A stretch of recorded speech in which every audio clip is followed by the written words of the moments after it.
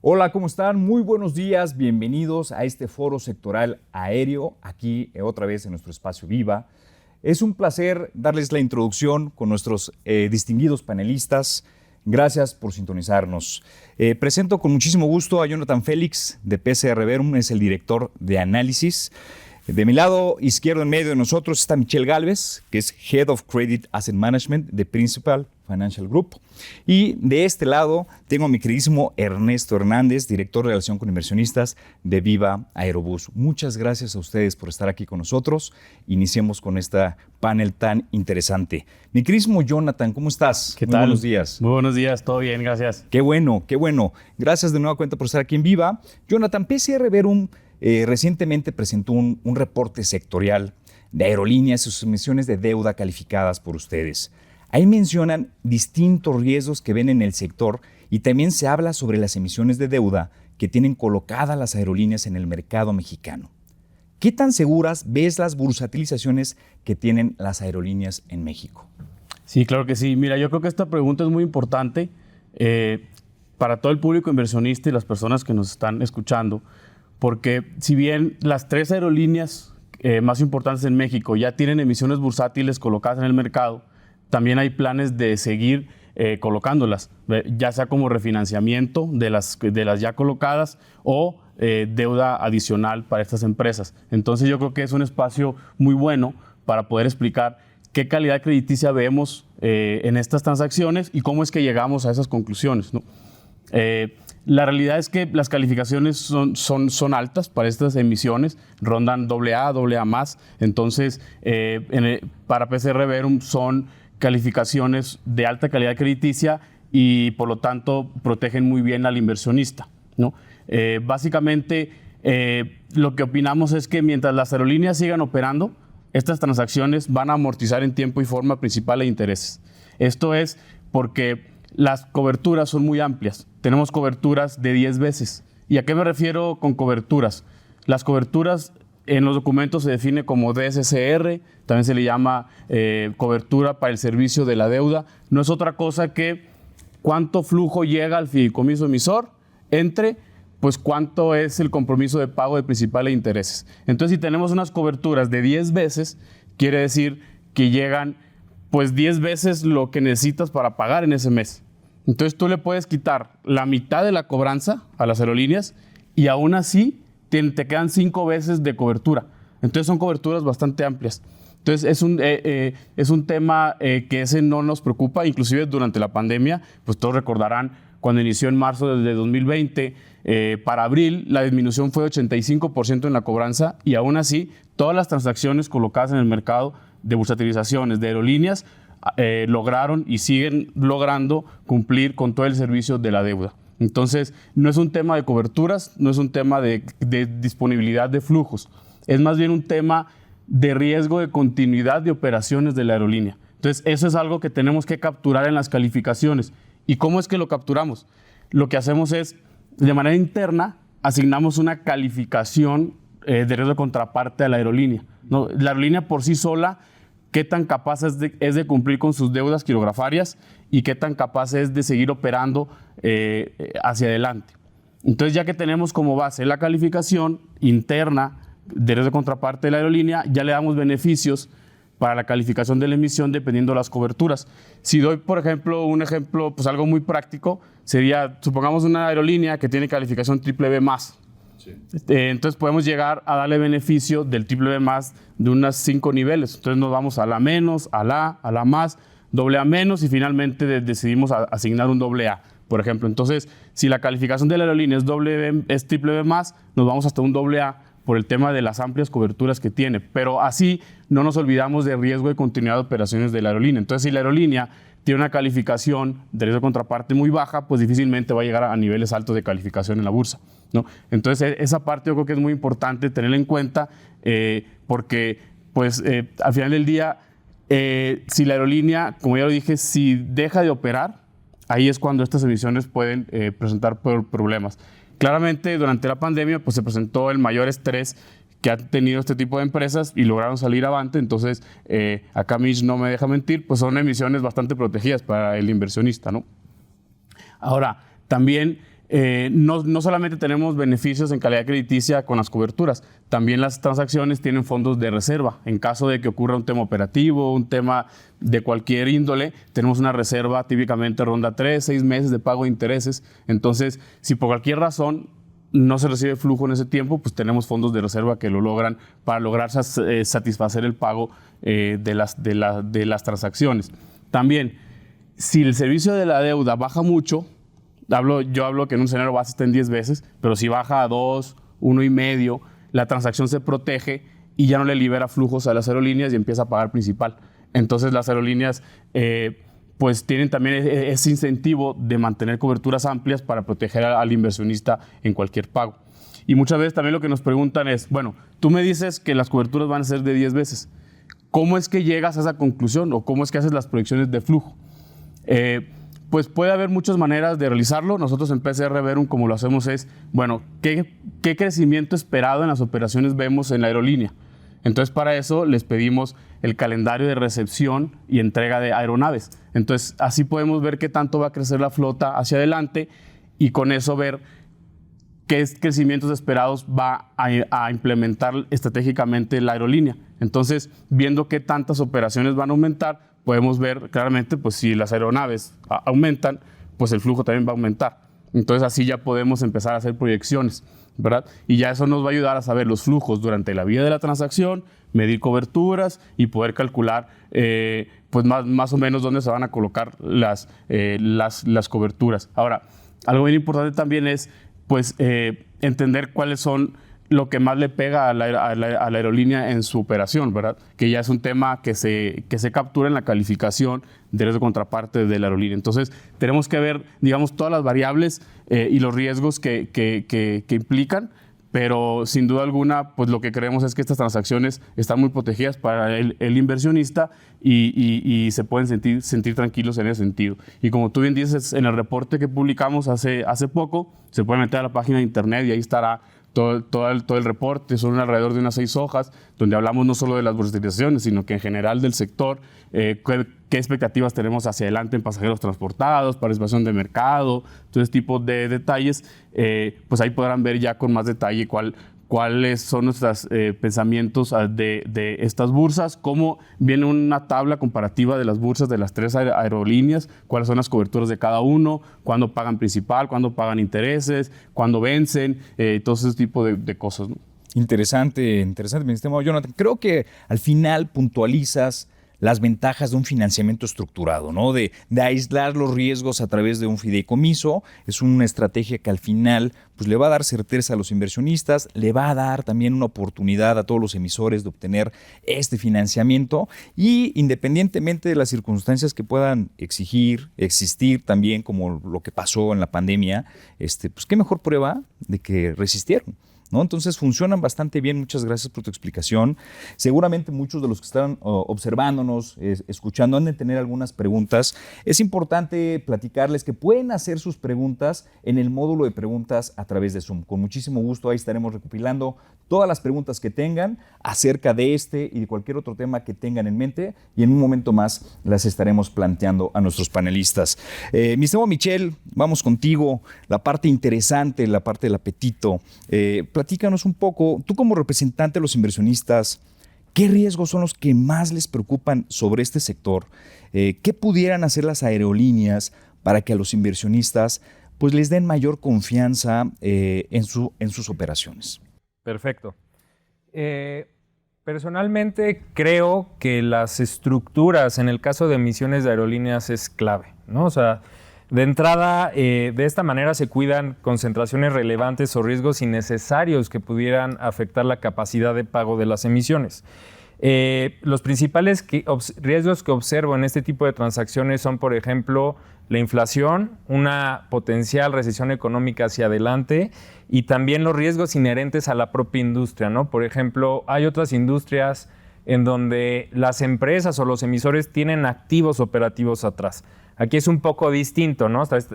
Las aerolíneas trabajan principalmente con contratos de arrendamiento de flota y pues esos son otros riesgos inherentes del sector. No obstante, tras la experiencia de Aeroméxico, o sea, que logró salir de su reestructura, probó que este tipo de transacciones funcionan. continuaron pagando con indicadores de cobertura bastante robustos, lo cual pues dio cierta tranquilidad a los inversionistas. En mi opinión, los principales riesgos que observamos hacia adelante podrían provenir de la recesión económica que están afectando, por ejemplo, el ingreso disponible de la gente y particularmente la industria de aeropuertos y aerolíneas en México se está concentrando a empresas que se enfocan al bajo costo, y en otras economías, por ejemplo, hemos observado que estas concentraciones le meten cierta ciclicidad al tráfico de pasajeros pues a lo largo del ejercicio. Entonces, anticiparse un poquito también a estas ciclicidades que pudiéramos empezar a ver aquí en México. No obstante, pues también en 2022 y 2023 vimos en esta industria una reactivación importante del tráfico. Vimos que empezó a levantar el tráfico internacional, el tráfico de negocios, y si analizamos otros indicadores como por ejemplo las fibras hoteleras, que ya igual regresaron a indicadores hoteleros prepandemia, eso nos hace pensar que el sector aerolíneas pues también va a disfrutar de este beneficio, ¿no? O sea, algo que viene hacia adelante es el nearshoring, que eso pues está trayendo inversión a México y también van a desarrollar mucha proveeduría local, lo cual pues va a ayudar a desarrollar la recuperación del sector. Y riesgos específicos, yo creo que el tipo de cambio, ¿no? O sea, las estructuras de costos de estas empresas están mayormente dolarizadas y también la evolución del precio del combustible, ¿no? Que ha afectado a los márgenes financieros de estas empresas durante 2022. Ya se estabilizó un poco el precio y pues principalmente eso. Ahora, los inversionistas estamos siendo muy selectivos en el sentido de cuidar los perfiles de riesgo de los emisores que estén cuidando su perfil de vencimientos. Estamos en la antesala de un año electoral, entonces las condiciones de fondeo tienden a complicarse un poquito en estos periodos. Y estamos beneficiando a las empresas que han logrado sinergias en costos durante la pandemia y que también han dado prioridad a la generación de flujo de efectivo versus inversiones en CAPEX o pagos de dividendo, ¿no? O sea, creo que es algo que ahorita, en las condiciones que estamos observando en el mercado, es algo muy puntual a cuidar en este sector. Muchas gracias, mi estimado Michel. Mi estimado Ernesto, pues ya pasamos con todos, nos faltas tú. Vamos a entrarle. Caray, Ernesto, hoy en día Viva Aerobús es la aerolínea en México con mayor crecimiento en el número de pasajeros transportados.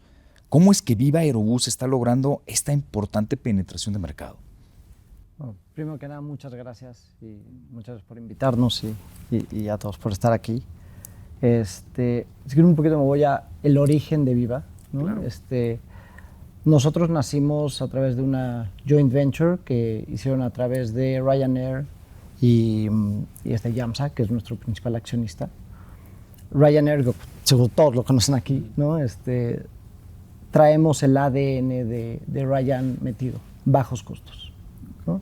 Entonces, ¿cómo poder mantener la estructura de menores costos? ¿Qué nos da una estructura de menor costo?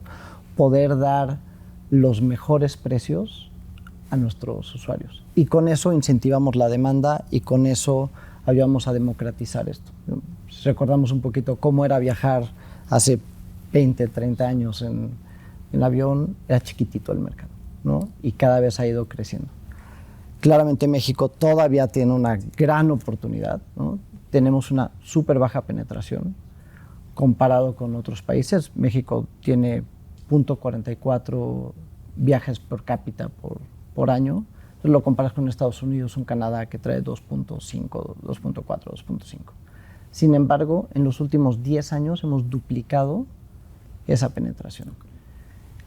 El mercado mexicano tiene una gran ventaja, gran oportunidad. Hemos crecido a 8 veces el crecimiento poblacional, 4 veces el PIB históricamente, o sea, desde 2015, 2014, y traemos un 9.6% de CAGR de crecimiento. No es un mercado en el que tengas que estar peleándote por el pasajero y compitiendo por él. Es un mercado que crece para nosotros como aerolínea, y no solo nosotros, a las 3 principales y hay otras 3 más pequeñas.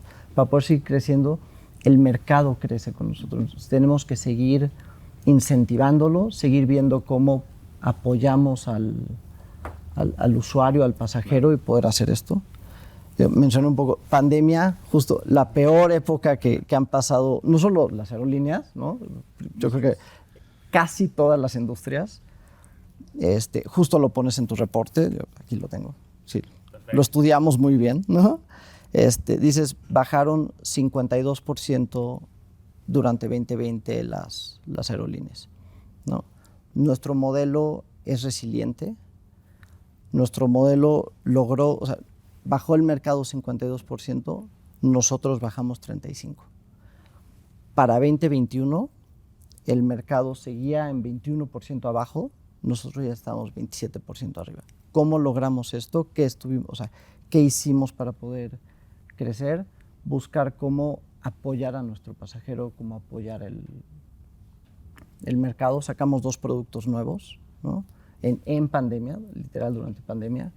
Uno fue Tu Aliado, le permitió al pasajero diferir la TUA. Okay. Entonces, eso le dio la ventaja de, un poco lo que mencionaban, qué pasa cuando tienes menos ingreso, entonces ya lo podías pagar en 2 sets, ¿no? Y también hicimos tarifa cero. La tarifa cero permitió a nuestros pasajeros viajar solo con un artículo personal. Entonces, todos aquellos que no necesitan maleta no tienen por qué pagarla. Entonces, ¿cómo ayudamos? Imagínate que vas ahorita a Monterrey, ida y vuelta a una junta de negocios. ¿Por qué vas a pagar una maleta que no necesitas? Entonces, nuestro modelo de negocio es buscar cómo darle estas oportunidades al pasajero para que él escoja qué es lo que necesita. Él decida cuál es su mejor opción para volar. ¿Cuál es nuestro modelo de negocio? ¿Cómo logramos estos bajos costos? ¿Cómo logramos estos bajos precios? Tenemos la mayor densidad posible que se puede en nuestros aviones. Nuestros A320 tienen 186 asientos, A321 240, que es la máxima densidad posible. Tenemos una flota muy joven, tiene 5.1 años de edad. Eso nos da la habilidad de tener una muy alta utilización. Estamos arriba de las 13 horas diarias, 6 vuelos diarios por avión, ¿no? Y con factores de ocupación es arriba del 85%. Te da muy bajo costo y con esos muy bajos costos puedes dar precios bajos. Y tenemos, así que la parte de ancillaries, ¿no? Que son los servicios adicionales que pueden contratar los pasajeros. Entonces esto es lo que nos permite seguir impulsando la industria, el mercado y ahora sí que estar ahí, ¿no? Pues felicidades, ¿qué te puedo decir? Gracias. Muchas felicidades por este esfuerzo. Y bueno, abordamos algunos temas pues, bastante interesantes. Me gustaría dejar pues, abierta una pregunta. Sin duda el panorama del sector hoy en día se ve más positivo que inclusive antes del inicio de la pandemia por COVID-19. Todos estábamos desesperados por salir y ya ahorita podemos salir. Creo que es un poco este apetito, pero ¿qué pudieran ustedes platicarnos como especialistas en la materia al respecto? O sea, tenemos una gran demanda en ese sentido. ¿Cómo lo ven desde cada uno de sus puntos de vista, mi estimado Jonathan? Sí, claro. Mira, tú lo acabas de decir, estábamos encerrados y nos abrieron las puertas y todos nos fuimos corriendo, ¿verdad? Entonces, la parte de los vuelos por placer están totalmente recuperados respecto a prepandemia, en crecimiento y así va a estar por un tiempo prolongado, es lo que pensamos. Pero también hay que tomar en cuenta la parte de crecimiento de viajes por negocio.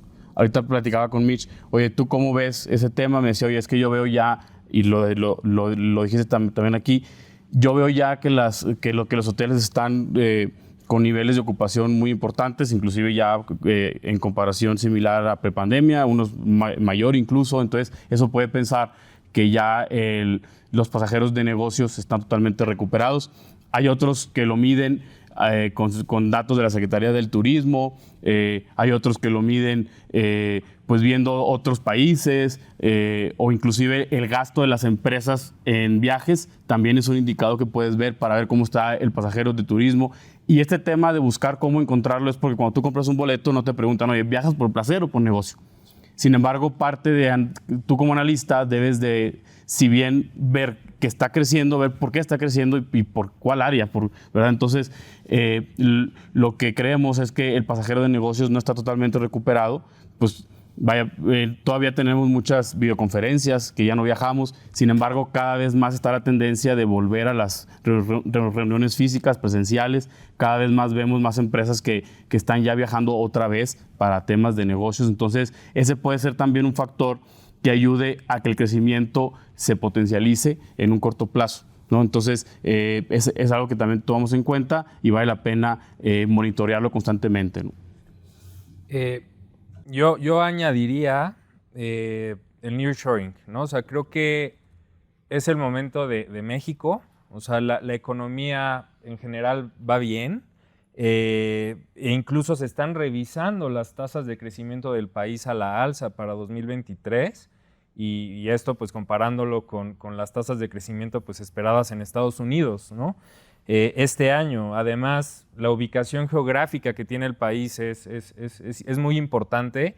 La curva demográfica va a ser exponencial en crecimiento. Entonces, hacia el futuro, pues se ve un muy buen caso de inversión en México, ¿no? O sea, si hablamos particularmente del crédito en México, pues también es un sector que está subatendido y que hay diversos participantes llegando al país para fondear a nuevas empresas que están buscando crecimiento. Entonces, en adición a la reactivación y toda la movilidad que ya vimos que está pasando, el nearshoring y el acercamiento de los países asiáticos de sus empresas a México, pues también es un factor que nos va a beneficiar. ¿Cuáles son otros mitigantes? Yo diría las acciones del gobierno, ¿no? O sea, hay una aerolínea gubernamental que está por entrar y también vigilar particularmente el tema de concesiones, ¿no? O sea, creo que particularmente en el sector energético, pero pues estamos viendo que está empezando a suceder en otras industrias, como el agua.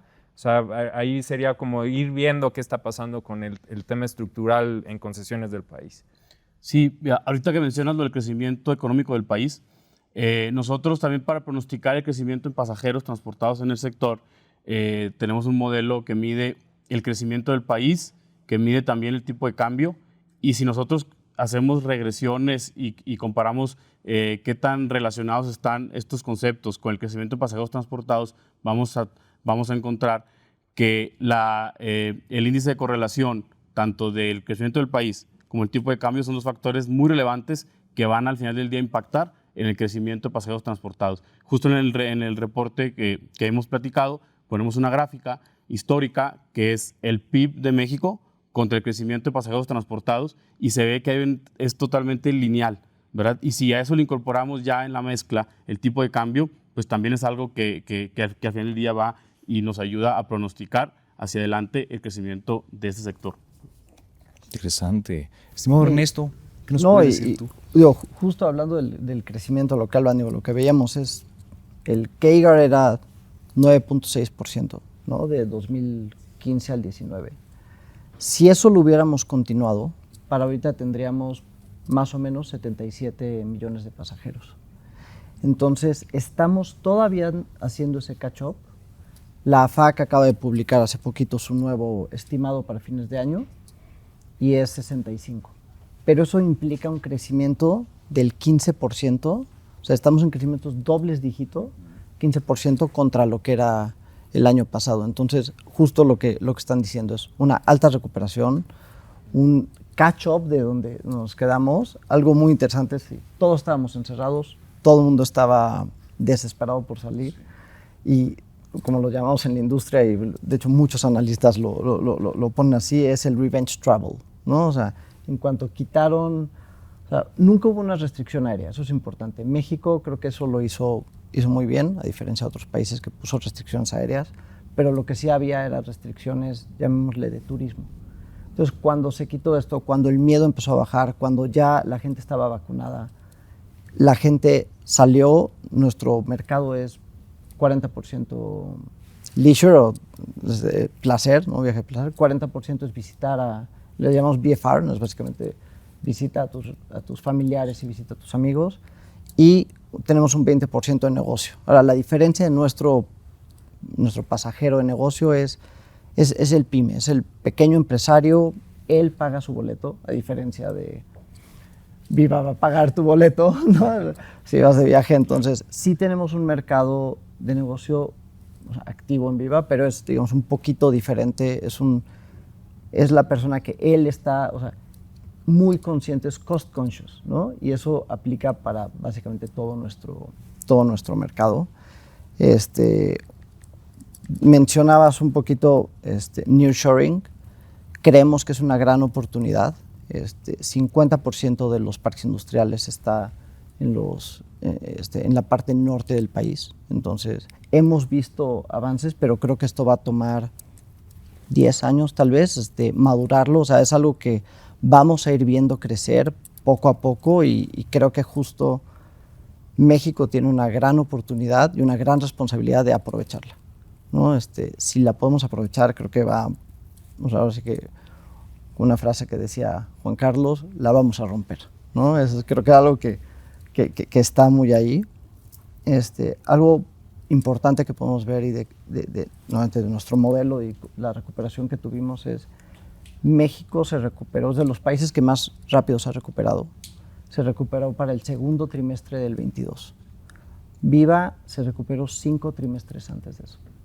Okay. Para el primer trimestre del 21 ya estábamos recuperados. Entonces, y esto lo hicimos con todo lo que ya los hemos comentado. Por ejemplo, nosotros nunca, no tuvimos despidos en la pandemia. Entonces, al momento de que empieza a recuperar la economía, empieza a recuperar el viaje, la gente estaba ahí. Teníamos todo, así que el manpower necesario para poder despegar.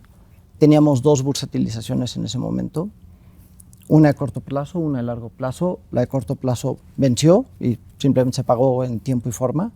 Y la de largo plazo continuó y de hecho, bueno, ahorita ya tenemos una nueva de largo plazo. Acabamos de sacar un SLB en noviembre y traemos 1,000 millones de deuda con eso, ¿no? Y a su punto, creo que, no creo que mencionó el turismo, ¿no? El turismo ha crecido 14% en México, ¿no? Es 8.5% del PIB, es un mundo. Entonces, creo que tenemos grandes oportunidades y esperamos ahorita la próxima recuperación de categoría 1.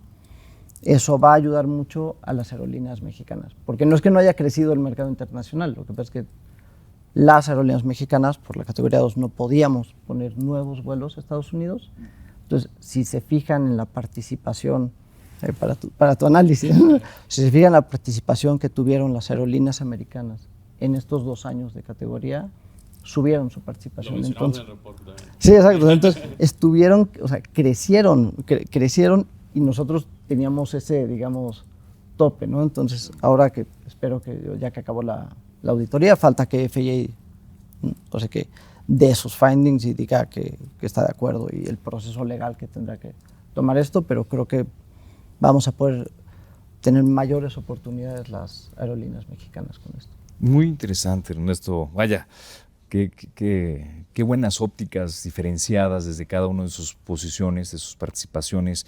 Y en ese sentido, Michelle, me voy a dirigir contigo, porque formas parte también fundamental del financiamiento para las aerolíneas.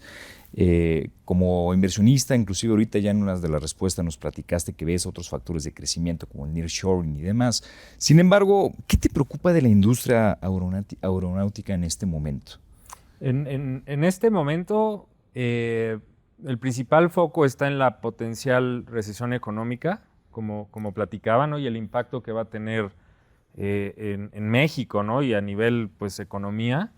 El tema inflacionario, o sea, creo que las tasas han logrado ser bastante persistentes en niveles altos y comenzamos a observar en general pues que los corporativos empiezan a sufrir de este escenario de tasas, donde ya vemos afectaciones en costes de fondeos, márgenes, etcétera. Y como lo comentaban también, en la categoría 1, ¿no? O sea, creo que ha mermado un poco el crecimiento de la industria, dándole la entrada a otros participantes extranjeros, ¿no? Principalmente pues para aprovechar que México no podía abrir nuevas rutas. pero también creo que todo esto se mitiga, como lo platicamos, con la tendencia pues, económica que está teniendo el país, el nearshoring, y también pues la reactivación de tráfico que ya estuvimos platicando, ¿no? O sea, creo que los riesgos ahorita, el costo del combustible, pues de cierta manera se elevó y se normalizó, pero estamos siguiendo un poquito la evolución, porque al final este rubro es muy importante para este segmento y también tienen una estructura de costos bastante dolarizada, que ahorita pues el tipo de cambio ha beneficiado a las empresas de este sector, pero pues hay que ver un poquito la evolución hacia adelante. Y pues en general es eso, ¿no? O sea, la verdad es que nos estamos orientando mucho a que las empresas a nivel quirografario mantengan perfiles de vencimiento sanos, o sea, que estén dando prioridad a la generación de flujo de efectivo para atender este perfil de vencimientos, y creo que eso también podría ayudar mucho a esta industria a acceder a financiamiento adicional, o sea, cuidar un poquito esos perfiles, ¿no?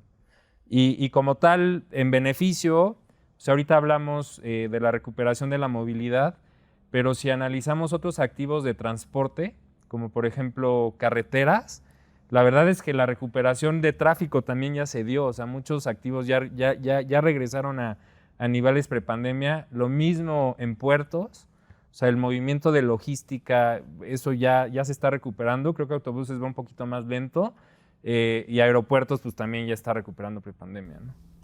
Muchas gracias, Michelle. Tenemos algunas preguntas de todos ustedes que nos están observando. Tenemos algo de tiempo todavía para empezarlas a atender. Esta es de Rodrigo Alonso de Latin Finance y es para Ernesto Hernández. Viva Aerobús plantea emitir bonos ligados a la sostenibilidad de este año para refinanciar y tener liquidez. Bueno, en realidad justo lo acabamos de hacer. Lo hicimos en noviembre. Emitimos justo un SLB, 5 años, 1,000 millones de pesos. Es un programa, entonces podremos emitir más. Sí va a depender un poco de el apetito que haya, porque básicamente nosotros estaríamos listos para emitirlo, pero sí necesitamos que los inversionistas lo busquen ahorita, y entendemos la parte que dices de ser un poco más cautelosos. Creo que las 3 aerolíneas logramos demostrar a través de nuestros bonos y a través de nuestra operación cómo fuimos cost conscious, y digo, unos más que otros, unos sufrieron más que otros. Digo, lo que hacemos nosotros es parte de nuestro ADN, entonces creo que lo pudimos hacer muy bien y crecimos muy rápido a partir de eso, pero por el momento lo acabamos de hacer, entonces. Y además lo hicieron en Viva. Y además lo hicimos aquí. Es correcto. Además lo hicimos aquí. Un par de pisos arriba. Efectivamente, pues muchas gracias Ernesto. Tengo otra pregunta también de Rodrigo Alonso de Latin Finance para Michelle Gálvez. ¿Qué planes tiene la firma para financiar a las líneas aéreas para que robustezcan sus flujos? Robustezcan sus flujos. Nosotros revisamos todas las alternativas, ¿no? O sea, y, por ejemplo, en emisiones estructuradas de flujos futuros, pues cuidamos primero que nada la fuente generador de ingreso, ¿no? O sea, que no existan concentraciones relevantes o no estén metiendo todas las canicas en un mismo fideicomiso, ¿no? O sea, y creo que en este caso las empresas están bursatilizando entre el 10 al 30% de sus ingresos, si no... el reporte. Exacto. Y pues eso es un nivel razonable, ¿no? A bursatilizar en este tipo de transacciones. ¿Qué cuidamos? Las estructuras de costos, ¿no? O sea, que las empresas sean muy eficientes en sus coberturas, ¿no? Por ejemplo, el combustible, que ahorita pues es lo que les ha dado bastante volatilidad, y también los mismos criterios de elegibilidad adentro de los fideicomisos, que en este caso, pues de dónde viene el ingreso, ¿no? Son tarjetas de crédito, de qué bancos, ¿no? Qué operadores están depositando en qué fideicomiso, o sea, como cuidar muy bien por dónde viaja el flujo al interior de las transacciones, y el reporteo, ¿no? O sea, creo que yo he sido muy medular en el tema de la información, o sea, cómo estamos reportando estas prelaciones de pagos por los fiduciarios, que ahí es donde hemos encontrado a veces que cojeamos un poquito, pero creo que si diéramos más claridad en este reporteo al interior de las transacciones también podría ayudar al mercado a leer mejor este tipo de bursatilizaciones. Y digo, o sea, los niveles de cobertura, las DSCR en este tipo de transacciones han probado ser bastante robustas. O sea, creo que tendríamos que tener un escenario catastrófico para que los niveles de cobertura no alcancen los niveles requeridos.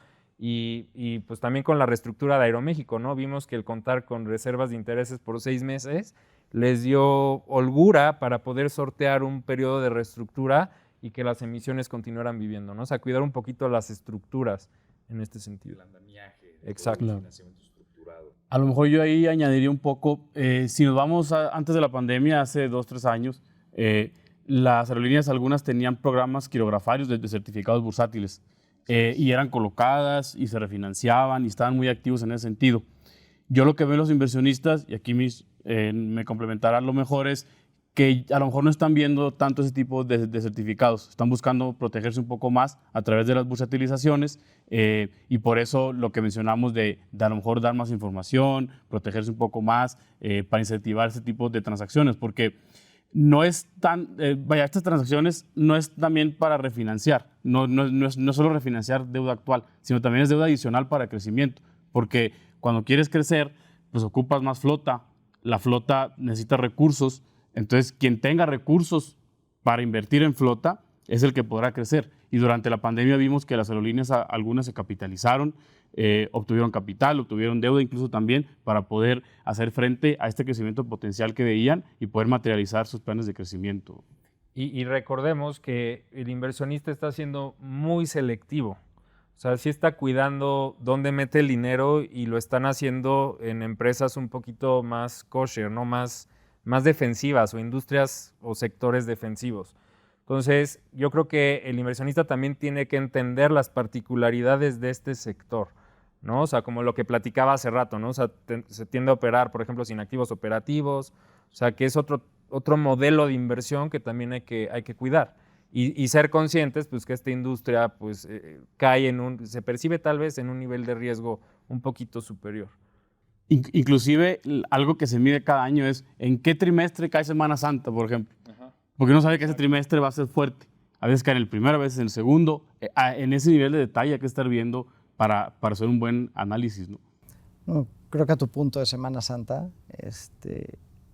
la industria tiene un high seasonality, ¿no? Como si tuviera una alta estacionalidad. Y como todos sabemos, el primer trimestre en México es el trimestre más lento para las aerolíneas. Y depende de dónde cae Semana Santa. Y, digamos, diferentes aerolíneas estarán haciendo diferentes cosas.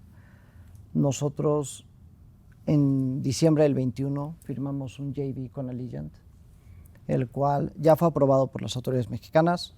Todavía falta la aprobación del DOT, pero esa es una de nuestras principales metas o preocupaciones. Cómo poder hacer un offset de este seasonality, cómo poder darle mayor certeza al inversionista para que tengamos flujos menos estacionales a través del año. Entonces, encontramos un partner que actualmente no tiene ninguna operación en México, pero es altamente eficiente en Estados Unidos y lo que hace es operar en ciudades más pequeñas, no solo las principales. Y hemos visto que el primer trimestre los americanos vienen a playas mexicanas, huyen del frío, ¿no? Así como no quieren frío, huyen del frío. Analizamos Cancún, Puerto Vallarta, Los Cabos, y viendo las bases donde opera nuestro partner, donde opera Allegiant, si operáramos, digamos, pongamos un promedio de 90 rutas por cada una de estas bases. De esas, 10% seríamos la única ULCC, pero 90% seríamos la única aerolínea. Entonces, y esto creo que la pandemia nos ayudó a buscar nuevas, y a todos, a Viva, a Allegiant, a todo el mundo buscar nuevas formas de poder decir cómo puedo atender estos mercados, cómo puedo acceder a esto. El mercado transborder en México, Estados Unidos, es el más grande del mundo. Son 35 millones de pasajeros, de los cuales 19 son americanos viniendo a playas. Entonces, ¿cómo podemos capitalizar eso? Y es algo que hemos estado nosotros. Justo ayuda a las estructuras, ayuda a los inversionistas, es buscar esta parte del seasonality, cómo hacer los offsets, ¿no? Bien, muy buenos comentarios. Tenemos otra pregunta de todos aquellos que nos están viendo, de Fernando Blanco. ¿Cuál es el impacto en los ingresos de aerolíneas actuales por la nueva aerolínea que va a operar la Sedena en el corto y mediano plazo? Y creo que ahí me gustaría escuchar tu punto de vista, estimado Ernesto. Mira, creo que es muy temprano para saber exactamente qué es lo que van a hacer. A nosotros no nos queda claro todavía cuál es el plan del gobierno. Y puede ser un impacto hasta positivo. Porque si lo que hacen es una aerolínea regional, una aerolínea que esté en las rutas delgadas, esto puede ayudar a alimentar las rutas un poco más gruesas de las aerolíneas como Viva o como el resto de nuestra competencia. Entonces dependerá un poco de hacia dónde lo lleven, pero no lo vemos como algo negativo, más bien actualmente no sabemos hacia dónde va a ir, pero si hacen algo regional creo que podría beneficiar a todos y ayudar a aumentar la penetración en el mercado y ahora sí que ayudar a México a crecer. Ok, es interesante punto de vista. Vaya, no sé, Michelle, ¿tú qué nos puedes dar con la visión de inversionista? Digo, yo agregaría, si coincido, es temprano, o sea, para ver cómo quieren atenderlo, ¿no? O sea, el gobierno en particular, pero también veo que la industria de aerolíneas en México hoy está concentrada. Entonces, nuevos participantes, hay otro participante igual que se acaba de crear, que eso pues va a generar competencia, ¿no? Y eso podría también mejorar tema de precios, ¿no? Y mejorar la penetración del tráfico aéreo. Sí, a tu punto, el 70% de la industria está en ULCCs. Entonces, competir con eso es muy complicado. Sí. Entonces, pero complementar eso, no necesariamente. Las regionales complementan. Entonces, depende un poco que decidan, pero sí, totalmente. Muy bien. De parte de PCR, Verum. Con nosotros, bueno, como ustedes saben, nosotros lo que medimos es riesgo. Entonces, pues puede haber un beneficio, qué bueno que lo haya, esperamos sea así. Y ya viendo los escenarios negativos, en caso de que los haya, pues lo que hacemos es ver otros competidores de menor tamaño o de un tamaño similar al de esta aerolínea. Tengo entendido que va a empezar con un número pequeño de aeronaves, entonces lo que decimos es, a ver, otras empresas con ese número de aeronaves, cómo se han comportado y han impactado negativamente o no a las aerolíneas, a las tres más grandes, que son las que calificamos. La respuesta es no hay un impacto importante negativo, entonces no es algo que hasta el día de hoy tengamos información para poder decir, no, va a haber un impacto de tanto porcentaje o de tal nivel, pero sí creemos que no va a ser algo que impacte la calidad crediticia, que es al final del día lo que nosotros vemos, calidad crediticia, capacidad de pago. No creemos que les impacte de manera importante a las aerolíneas que calificamos.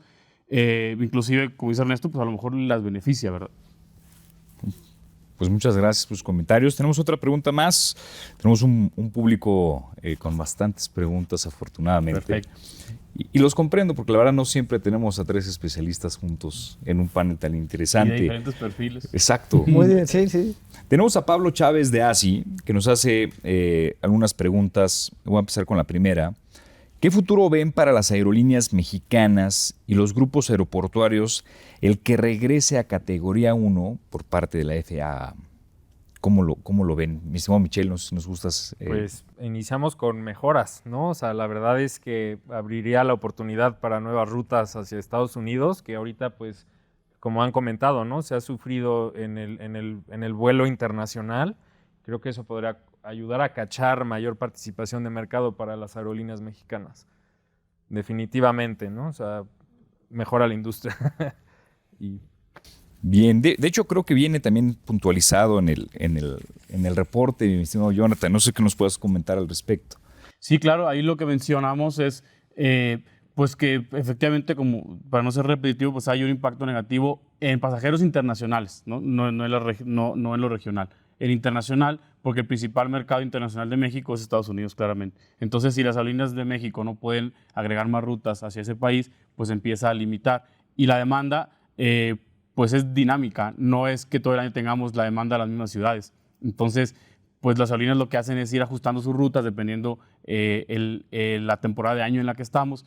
Y si les quitaron esa facilidad, pues limitó el crecimiento internacional, potencializaron el regional, eso sí, pero sin duda, una vez que esto vuelva, pues ya podremos compensar esa falta de crecimiento en lo internacional que hubo para poder ya también poner el foco. Inclusive platicabas de su joint venture o de su propuesta con la aerolínea de Estados Unidos. Pues lo que pensamos es que si se regresa a categoría 1, ese joint venture va a potencializarse, ¿verdad? Porque pues son aerolíneas que son líderes en su mercado y al ya poder operar en distintas rutas nuevas, pues ya se va a potencializar. Muy bien. Justo lo que con copia. Con copia. O sea, depende la época del año. Tenemos diferentes vuelos a diferentes ciudades. No hemos podido abrir. De hecho, teníamos 3 rutas ya planeadas y anunciadas justo cuando anunciaron categoría 2, o sea, cuando nos redujeron categoría 2, las tuvimos, obviamente, que ya no las pudimos operar.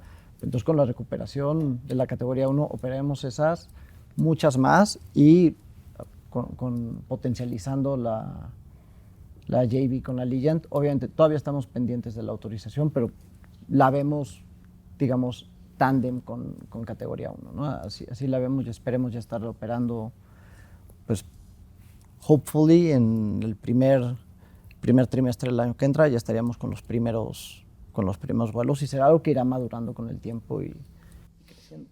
Bien, muy bien, Ernesto. Y tenemos otra misma pregunta de Pablo, va más enfocada para Jonathan. Habla acerca del TUA, ¿qué tanto beneficiará a los grupos aeroportuarios? Dicen que beneficia más a los grupos y no a las aerolíneas. ¿Es correcto? Bueno, pues justo es un impuesto pues que las aerolíneas no lo usan para su beneficio, sino que tienen que pagarlo, repartirlo. Sin duda, pues este impuesto ayuda al concesionario que, digamos, pues es quien pone la infraestructura para que las aerolíneas operen. Vaya, al final del día son operaciones que se complementan. Entonces, pues en ese sentido la TUA sin duda les ayuda, y los aeropuertos tienen una intensidad en CAPEX importante. Entonces necesitan mucho mantenimiento, necesitan crecimiento. Incluso, por ejemplo, el aeropuerto de Monterrey está creciendo y son inversiones importantes, y la TUA pues es al final del día su destino es justo esas inversiones para que el sector siga creciendo y no limitarnos por un tema de infraestructura. Muchas gracias. Tenemos otra pregunta también de Roberto Valadez de Milenio. Esta es para todos. Ante la próxima recuperación de la categoría, ¿cuántas rutas planea abrir Viva Aerobús y qué ciudades, estimado Ernesto? Aquí yo te diría, dependerá un poco cuándo se recupere, y no les puedo decir cuáles son las rutas. Lo que sí les puedo decir es iremos aumentando las frecuencias donde las ciudades, digamos, hoy estamos topados, ¿no? Entonces, tenemos ciudades donde ya no podemos crecer por frecuencia, es lo primero que normalmente hacemos, excluyendo la JV, ¿no? Entonces, nuestro primer paso es siempre crecer frecuencias y después conectar, digamos, aeropuertos que ya operamos. Y la última es abrir totalmente una nueva ruta donde no operamos en un aeropuerto, que eso sí va a ser claramente un resultado de la JV de, yo diría, ciudades medianas, no las ciudades principales, donde además, si ellos quieren viajar hacia México, en el 80-85% tienen que pasar por un gran hub. Entonces, las ciudades medianas no pueden volar de forma directa, nosotros es lo que les vamos a proveer, un point to point. Y creo que ayudas bastante también en el ADN de Viva Aerobús para conectar también a mucho mexicano que trabaja en el extranjero. Totalmente. Y que pues no vive en la capital, ¿verdad? Vive en ciudades como Uruapan, vive en ciudades como Veracruz, Chiapas, sureste, varios lugares. Entonces van a desarrollar seguramente un mercado muy interesante. 40% de nuestros pasajeros están exactamente en ese rubro, estar visitando el BFR, el famoso BFR, ¿no? Exactamente. Pues estaremos ávidos todos nosotros de que ya tengamos la categoría 1. Todos. Además de que nearshoring lo exige, ¿no? Totalmente. O sea, con todo el crecimiento que viene, o sea, se tiene que tener. Exactamente.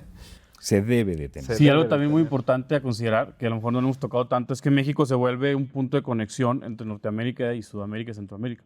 Las aerolíneas muchas veces vienen de Norteamérica, vienen a México y después vuelan nuevamente hacia Centroamérica y Sudamérica. Entonces, también México tiene esa facilidad y si logramos lograr materializar esa posición geográfica que tenemos con crecimiento en infraestructura y facilidades, pues también es algo más que puede ayudar a nuestro sector, ¿no?